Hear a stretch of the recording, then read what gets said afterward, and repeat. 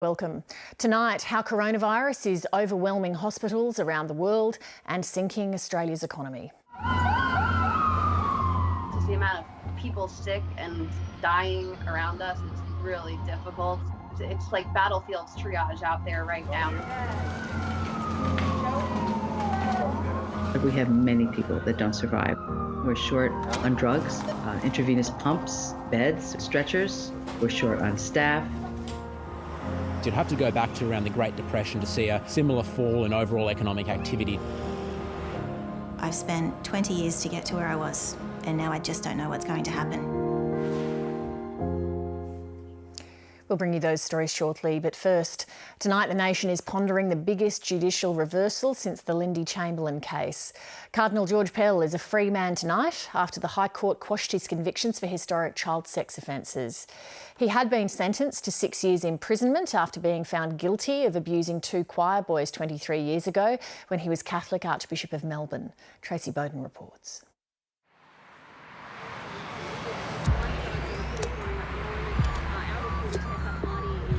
I'm feeling delighted, relieved, and thankful to God. Shocked, disbelief, and then confusion about our court system. Don't touch my sign. An innocent man was jailed for the crimes of his church. After more than a year behind bars, today the nation's most senior Catholic clergyman was set free. Cardinal George Pell was released from Victoria's Barwon prison after the full bench of the High Court quashed his convictions on 5 counts of historical child sex abuse. They didn't say that he was innocent, though they did say that there was a significant possibility that he's innocent. It's the end of a complex 3-year legal battle. George Pell was convicted by a jury in December 2018 after the court heard evidence from a former choir boy. But other witnesses present at St Patrick's Cathedral in 1996 gave evidence which raised doubts about Cardinal Pell's opportunity to have committed the crimes he was accused of. What they said is that when you look to all the details of this case, there has to be a reasonable doubt. And that's really what the High Court's judgment was about.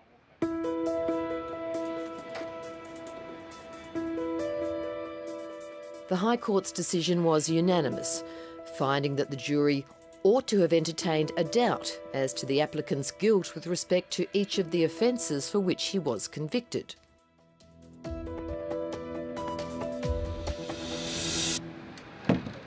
There was no way you could carry on with that pornographic pantomime that was presented in court. No way.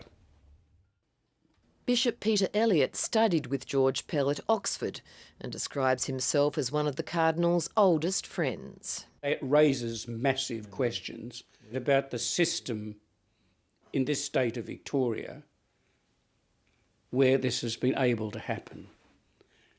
And reached the point where the whole principles of British criminal law were compromised, and that is now resolved. The Victorian Premier Daniel Andrews said he had no comment on the High Court's decision.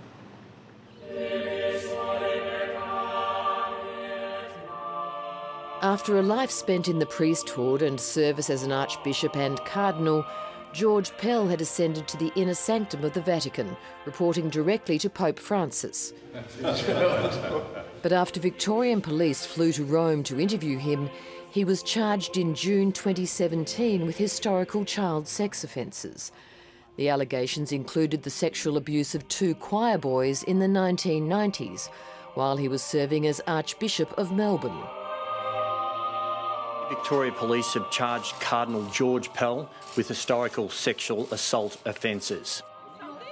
George Pell always maintained his innocence and appealed against his convictions, but the appeal was upheld by a majority of 2 judges to 1. There is a God! They said that the Court of Appeal made some errors on the facts. Professor Jeremy Gans from Melbourne Law School says the case raises fundamental questions about how the system dealt with the allegations. You could argue that something's gone wrong here. You could argue that the prosecution should have realised the problems the High Court found several years ago, or that the jury should have realised it, or that the Court of Appeal should have realised last year. He's been found guilty in 2 court systems, and then a 3rd court system turns around and says, well, didn't say he was innocent, but said he can go home. We just wonder if the Pope actually backs the comments that George made last night. Phil Nagel was abused by another priest in Ballarat when he was 9 years old.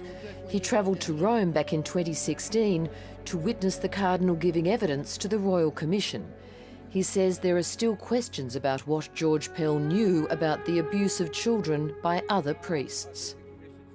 The Royal Commission should unredact what they have in their report, particularly in regards to Cardinal Pell, because they were deciding what he did or did not know. The courts were deciding what he did or did not do. George Pell issued a statement today saying he holds no ill will toward his accuser and doesn't want his acquittal to add to the hurt and bitterness so many feel.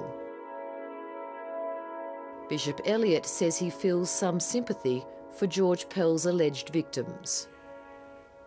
A little. It's a very difficult question, that. I don't look into their hearts. I can't look into their hearts. Only God can. I really feel for the victims. Phil Nagel worries about the message this decision sends to survivors of church sex abuse. The disappointing thing is that if victims come forward, this is not setting a good example for them, because you may not get justice. You may go through all this court process and still not get justice. George Pell turns 80 next year, and despite his acquittal, it's unclear whether he'll return to a senior role in the church. He will feel, at last, the great burden is lifted. That's what I believe he's going through, a burden lifted. I just hope people get on with it, get on with life, get on with the life of the state, the church, and their families.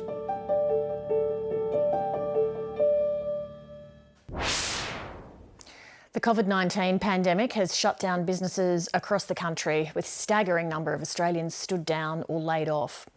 The government estimates that up to 6 million Australians will require some level of support to get through what's shaping up as the worst economic crisis in a century.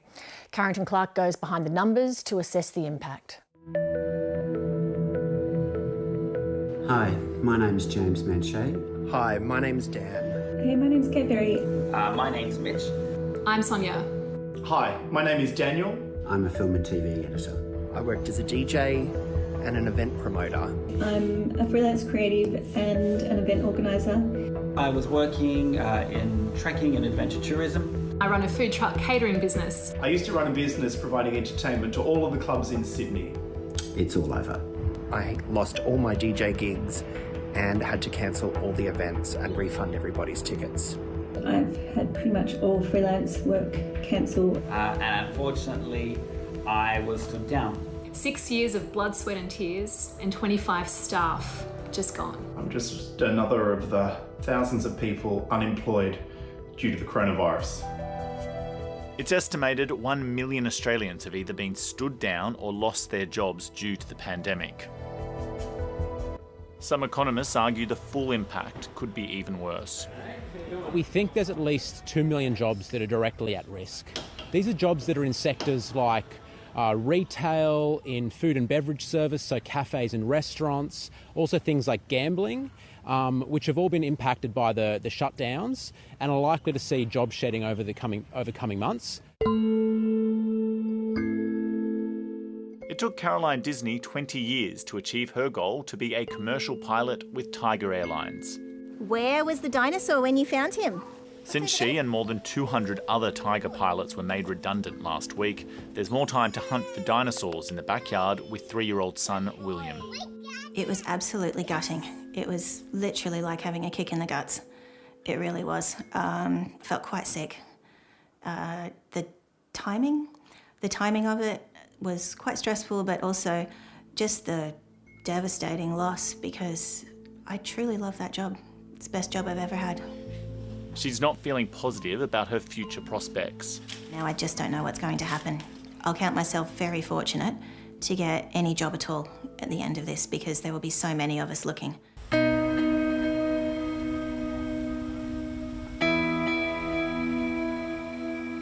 Even before coronavirus shut down businesses across the country, the outbreak in China was hurting Australia's tourism industry. We had quite a big booking booked through January that all of a sudden overnight that just stopped. So on the 26th of January they cancelled and we lost probably $200,000 worth of business. The wave of cancellations cost hot air balloon pilot Steve Buckley his livelihood. It's not just me, it's my family, it's not just them, it's my neighbours, it's not just them, it's all my work colleagues. Knowing all the people that I love working with are now out of work is a struggle. And the thing about tourism people is that they are generally extroverted people, they like getting out there. Now we're all at home. With so many industries forced to shut, Australia is set to enter its first recession in nearly 3 decades. It's certainly a lot worse than the GFC. The GFC only saw unemployment rise 2% from about 4% to 6%, so it was very minor compared to what we're expecting now. We're expecting unemployment to rise from around 5 to around 10 or so in the next couple of months. And the weakness in growth we're expecting is really unprecedented in modern times. You'd have to go back to around the Great Depression to see a similar fall in overall economic activity to the one that we're expecting to see in the coming 3 to 4 months. There is nobody there. Let me just show you around the store. I closed the shop 2 weeks ago, but I knew for probably 2 weeks or 4 weeks before that it was inevitable, that it was going to happen. There was no other way. From what I could see going on overseas, it was just unavoidable that we would have to go into some sort of social isolation, that tourism would be curtailed, and that the business would become unviable. After 21 years in business, Tracy Flanagan has been forced to shut her jewellery shop and stand down her 2 staff. The stress that we're having to live with, the anxiety, it makes it hard to think straight. You can't concentrate on things, and at the same time you're having to go through this biggest business change that you've ever been confronted with. One of those staff is Leigh, who has worked there almost since it opened. When I found out this was all happening, pretty much happened overnight. Everyone lost their jobs. It was just crazy. So I went into Centrelink and waited for a couple of hours, along with a lot of other people. But I finally got inside, and they just couldn't tell me anything, really. So they just sent me away with everyone else and said that it has to be done online. Still can't get through. Malia should be eligible for the $1,500 a fortnight JobKeeper wage subsidy, but after tax, she still faces a struggle. So I'm renting, which, full rent is about $330 a week at the moment, which is a pretty big chunk out of the $650 that we'll be bringing home. So it will be pretty tight this end. The JobKeeper payment is certainly a big step in the right direction. We think it's going to help. We don't think it's going to stop the rise in unemployment completely, but it's going to play a key role in ensuring that not too many people end up unemployed, and that it's supporting businesses keep afloat during this challenging time. I think it's important to realise that even if Australia does a good job at controlling this, it's probably going to be a while before global conditions return to normal. And so globally, we're probably still going to have restrictions in place for some time. And that could weigh on growth even if we are returning to normal behaviour here. Balloon pilot Steve Buckley may be grounded, but remains optimistic that he and the industry will survive. But he's not sure how long it will take. You will see the balloons back over Melbourne. They'll be back, and when you see the balloons back over Melbourne, just know that we're coming out of this little fog, and the world has kept turning.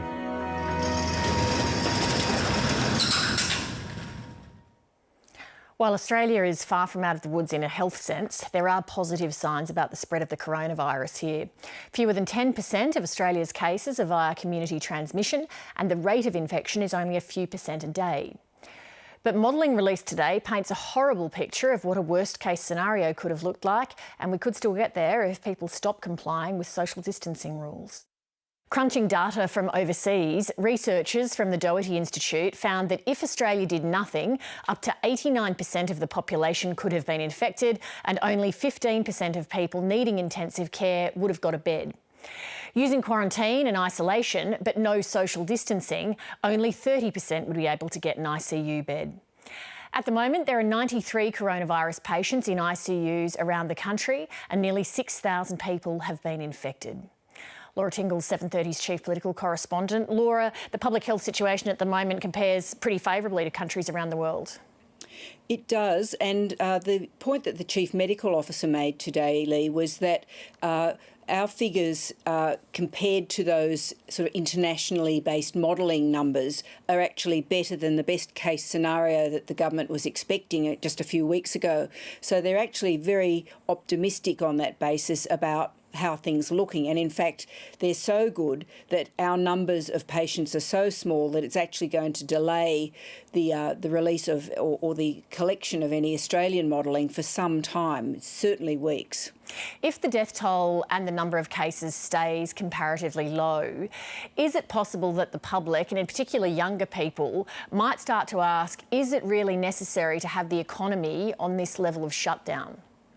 Well, I think we're already seeing pressure from some sectors for the lockdown to be lifted, and certainly that's a real concern for the government, that people will stop taking this seriously, which is why you saw the PM and the Chief Medical Officer talking about the fact that there are these 500 unknown people out there who are spreading the disease, probably completely unknowingly. But it really brings back to the point that this is a dual crisis. It's not just a health crisis, it's an economic crisis, and Parliament's meeting tomorrow to pass this massive $130 billion JobKeeper subsidy, the biggest ever measure passed by a Parliament, and it reflects the fact that the government thinks that at least $6 million people will lose their jobs or have already lost their jobs as a result of the economic shock from this virus, and the economy is going to need all the help it can get, even if people do start going out and about and increasing the health risk. Laura Tingle, thanks very much. Thanks, Leigh. In the United States, the richest country on earth, the health system is being pushed to its limits. Health workers can't get tests, drugs or equipment, and morgues can't keep up. The US is now the world's leading coronavirus hotspot with nearly 370,000 cases. The epicentre of the outbreak is New York. US correspondent David Lipson reports. Lieutenant yelling at location, stating he needs help. Days are very long, they're very busy. We're seeing a lot of very, very sick people. Last week alone, I did 93 hours I worked. So we are now on our way to a cardiac arrest. For New York City paramedic Megan Pfeiffer, day and night shift have merged. So busy, we're currently not getting BLS back up either. It's like battlefields triage out there right now. In the fight against COVID-19, the city that never sleeps has taken on new meaning. I haven't been home in over a week now, I think probably closer to 2. I've lost track. I was sleeping in the station. There were several who were sleeping in their cars. Put this on your face. Just leave it on your face. The city's health system is so overwhelmed, the once unthinkable is now common practice. We are no longer transporting if we're not able to get a heartbeat back. Now at this point where they're going to be pronounced if we cannot get them revived after the 20 minutes or so. Just the amount of people sick and dying around us, it's really difficult.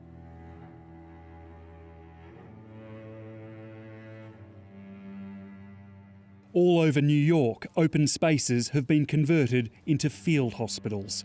But with an increasing number of frontline health workers now off sick, their patients can't always get the help they need.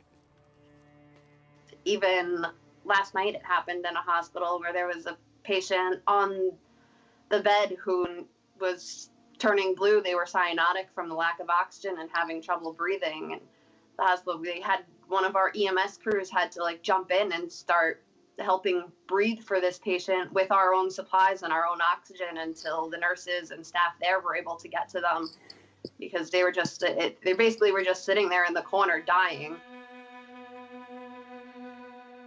We have many people that don't survive. We have 10, 15 cadavers a day that we're shipping out. Oh, it's incredibly traumatic. There won't be anyone left to take care. Judy Gonzalez is an ER nurse in the Montefiore Medical Centre in the Bronx. As union president, she's also leading another fight to get personal protective equipment, or PPE, for frontline workers. We're short on drugs, we're short on intravenous pumps, we're short on beds, we're short on stretchers, we're short on PPE, as I said, we're short on staff. So we just feel like you walk into the hospital, you're walking into like a virus petri dish that you're, just bound to get sick.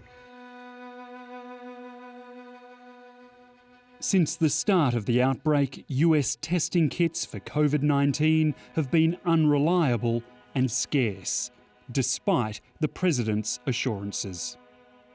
Anybody that needs a test gets a test. They're there. They have the tests, and the tests are beautiful. Don't have the tests to test everybody, like we haven't had the access. That's extraordinary. Even for frontline paramedics, you can't get your hands on tests. Is that right? Yes, it's difficult too. The testing sites are very crowded. To cope, extreme measures are now in place in all city hospitals. Families of the sick and dying aren't allowed in.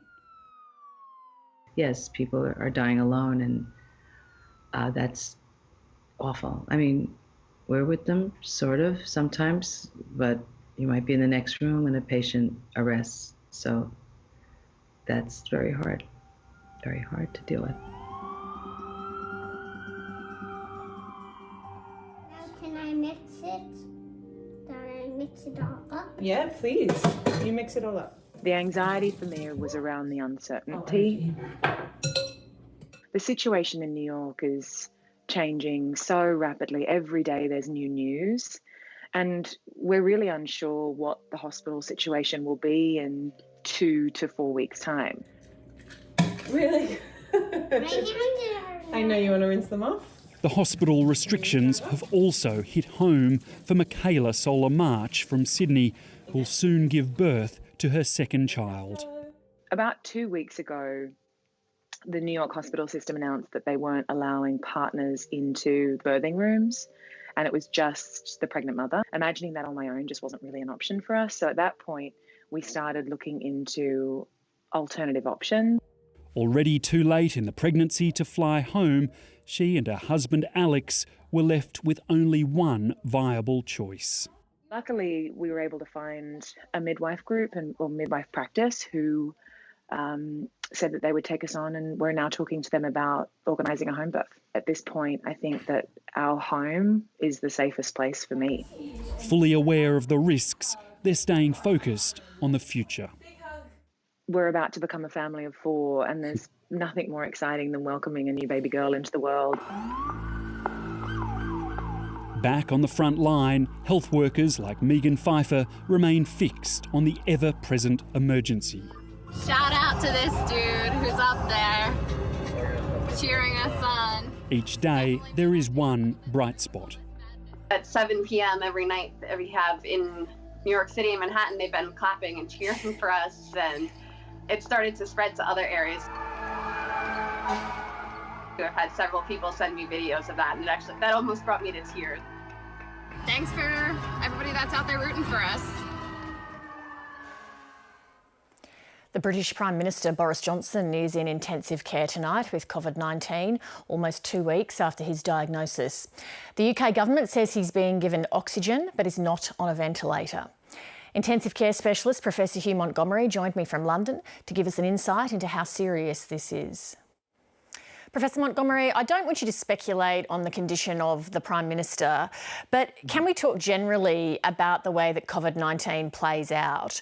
When you get to day 10 or so of the infection and your condition is such that you require admission to an ICU, what is going on with your body?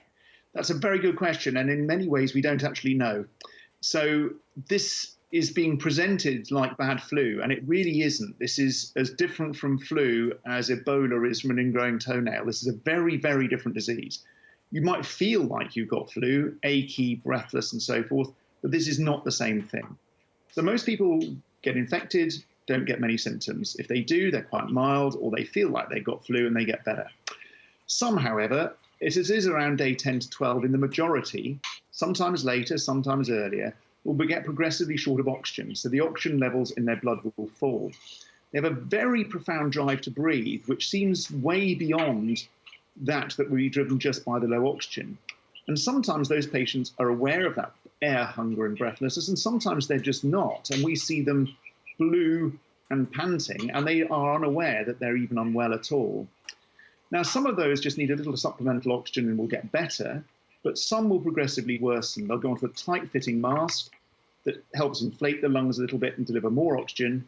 They may lie on their tummies to help improve oxygen for other reasons, but then they would end up needing to be intubated and air blowing in and out of the lungs. Now, normally, if this was a viral pneumonitis, so a viral infection of the lung, or a bacterial infection of the lung, the problem is the little air sacs getting inflamed and the air sacs getting full of gunk and nasty pussy tissue. And that's not what's happening here at all. The low oxygen levels and the very high carbon dioxide levels we're seeing seems to be due to something wrong with the blood vessels in the lung.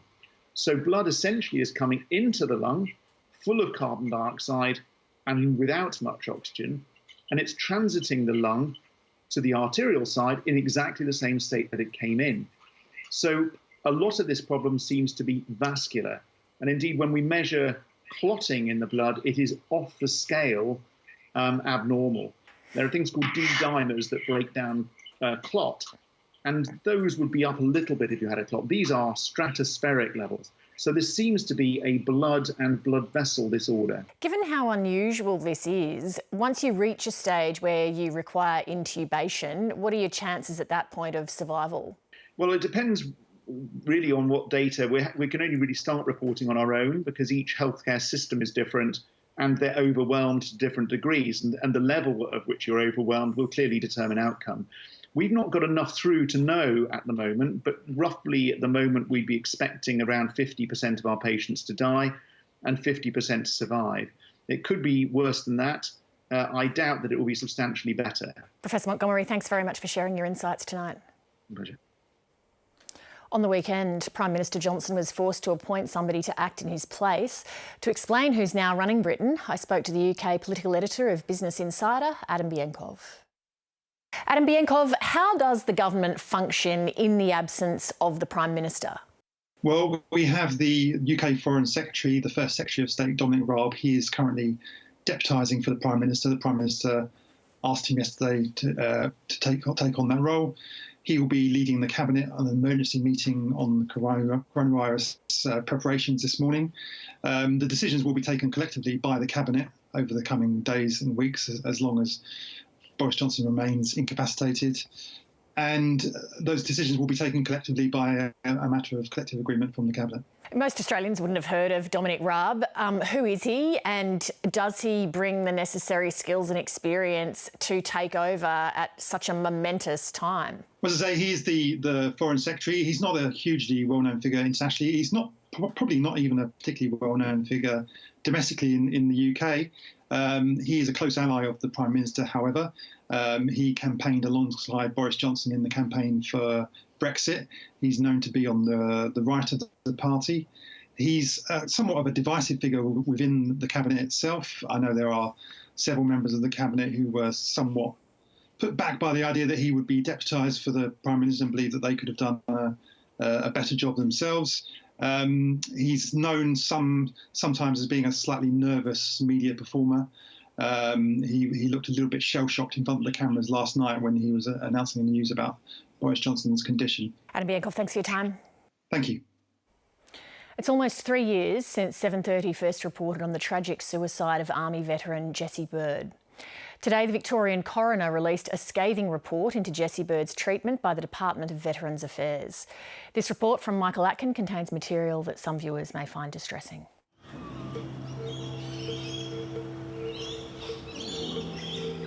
For Karen and John Bird, the release of the coroner's findings into their son Jesse's death is a major milestone in their quest for accountability. The COVID-19 outbreak has shut the coroner's court, so instead of being there in person, they read the findings at their Gold Coast home. This has been a really long journey for us and our family. We commend the coroner for her efforts. As a soldier in Afghanistan, Jesse Bird faced danger in firefights with the Taliban and from roadside bombs, which killed his close friend. On his return, he left the army, but he was unable to work due to his war injuries, which included post-traumatic stress disorder. He was sick of telling us in the end that he needed more money. This was not the Jesse Bird was only 32 when he died by suicide in June 2017. Why did Jesse commit suicide? His death came just weeks after Veterans Affairs declined his permanent impairment claim for PTSD. He had his rejection papers prominently displayed along with a lot of other paperwork. The inquest revealed an internal report which found DVA breached its own policy and legislation by not registering Jesse's request for incapacity payments as claims, and that this was standard practice. They've attempted to whitewash the really what happened to Jesse. The coroner, Jackie Hawkins, found DVA's failures contributed to Jesse Bird's suicide. He just wanted some help to go forward in his life, and that was denied him, and I'd hate to think that could continue into the future. Coroner Hawkins has made 5 recommendations, including making the compensation process less complex, a public awareness campaign to encourage veterans to seek help, and the new National Commissioner investigating veteran suicide should also have the powers to audit the department and examine complaints. She's to be commended for recognising that the Department of Veteran Affairs needs independent oversight. But the family still believes a royal commission into the handling of veterans' claims is needed. The current system currently isn't fit for purpose. All they're doing now is band-aiding the problem. In a statement, the Minister for Veterans Affairs, Darren Chester, said there were failings in the handling of Jesse's case, and considerable effort has gone into improving support to veterans.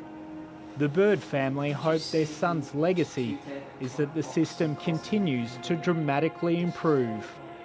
That if they put their hand up for help, that they will be believed. Jesse wasn't believed. And there's a whole lot of other Jessies out there that we know of.